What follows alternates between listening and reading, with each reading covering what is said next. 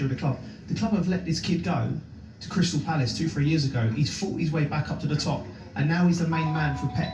And that just shows you where, you know, the club has spent, in that time, must have spent hundreds of £1 million on centre halves.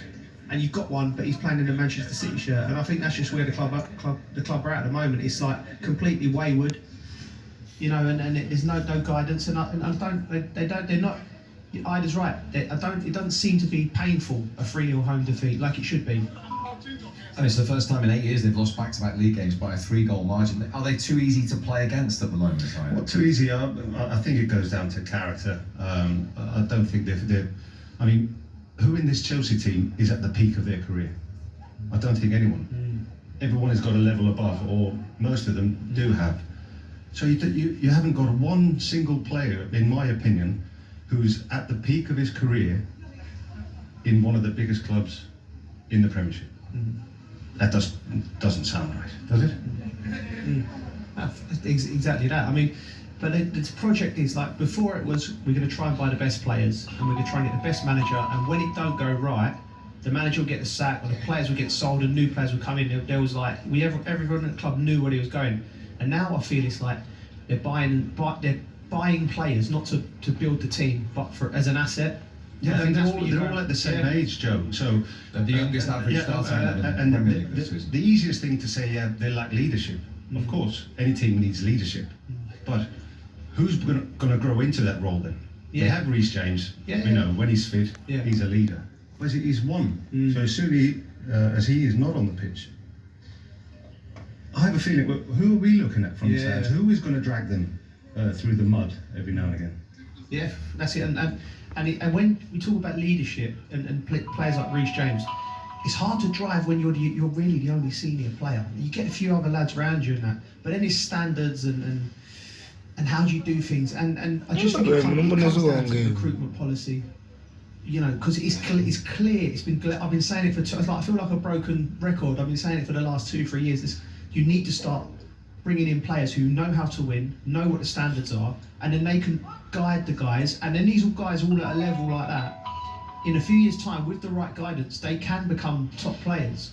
But if you have no one guiding the way, you end up picking up bad habits, and then you end up not reaching your potential. So no matter how much potential you've got, you still need good people around you within that dressing room to guide us forward. And in terms of the recruitment, they're 4 points off the Champions League places. If they don't finish in the Champions League places, how difficult is it then to attract the top players and indeed hold on to some of the ones here? I mean, we've already seen Enzo Fernandez not playing today because he's reprimanded for hinting he wants to leave the club. Yeah, well, that's a completely different matter. It just goes to show how important this Champions League spot is for Chelsea.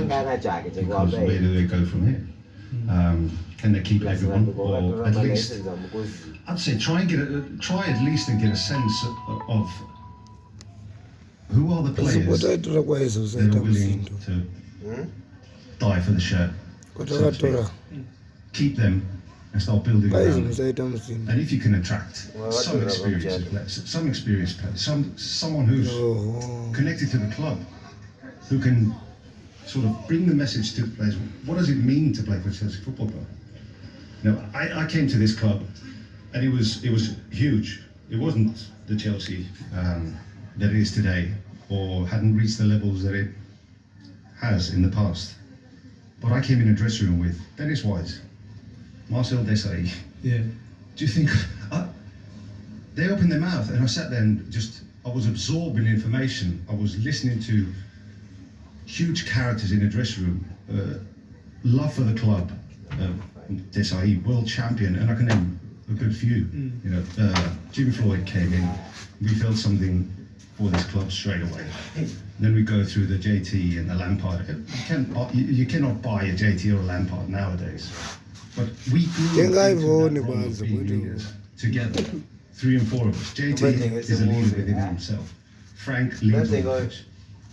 We looked at each other. If you're not on it today in training, I'll let you know.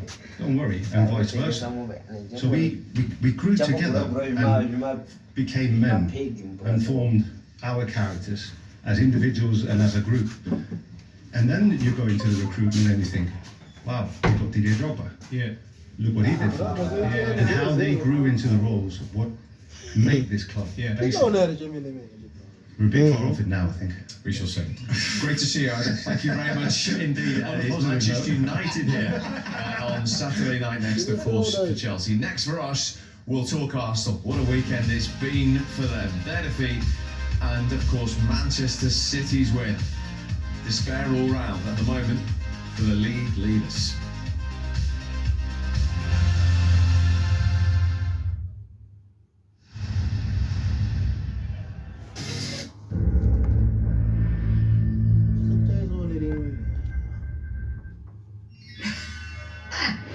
Any specific disasters planned for today, man? Of course.